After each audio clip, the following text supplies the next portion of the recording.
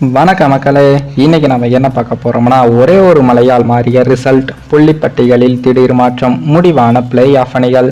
அதாவது குஜராத் மற்றும் எஸ்ஆர்ஹெச் அணிகளுக்கு இடையிலான 66வது லீக் போட்டி மழையால் ஆட்டம் பாதிக்கப்பட்டு ஒரு ஓவர் கூட வீசப்படாத நிலையில் முடித்து கொள்ளப்பட்டது.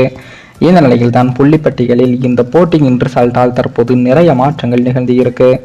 எஸ்ஆர்ஹெச் அணியின் சொந்த மைதானத்தில் நடைபெற இருந்த இந்த போட்டி மழையின் காரணமாக அதிக நேரம் காத்திருந்தும் மழை விடாத காரணத்தினால் ஒரு பந்து கூட வீசப்படாத நிலையில் போட்டி முடித்துக் கொள்ளப்பட்டது. குஜராத் அணியை பொறுத்தவரையில் 13 போட்டிகளில் 11 புள்ளிகள் பெற்றிருந்த நிலையில் கடந்த போட்டியும் மழையின் காரணமாக KKR அணிக்கு எதிரான போட்டியும் தடைபட்டது. மேலும் தற்போது ஹைதராபாத் அணிக்கு எதிரான போட்டியும் தடைபட்டு உள்ளதால் 12 புள்ளிகளை பெற்று பிளே ஆஃப் சுற்றிலிருந்து வெளியேறி 8வது இடத்திலும் இருக்காங்க. அதுவே எஸ்ஆர்ஹெச் அணியை பொறுத்தவரையில் 13 போட்டிகளில் 14 புள்ளிகளுடன் 4வது இடத்திலும் இருந்தாங்க.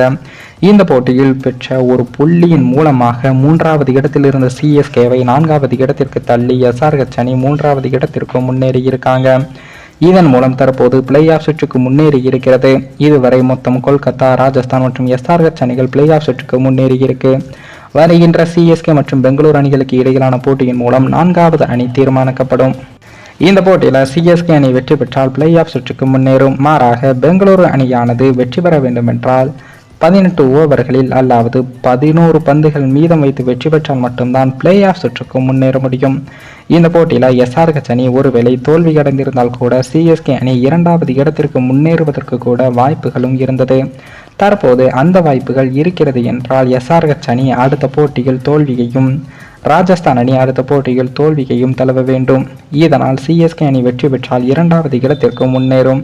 மாறாக இந்த மூன்றில் ஏதேனும் ஒன்று நடக்கவில்லை என்றாலும் 4வது அணியாகத்தான் CSK அல்லது பெங்களூரு அணிகள் பிளே ஆஃப் சுற்றுக்கு தகுதி பெறும்.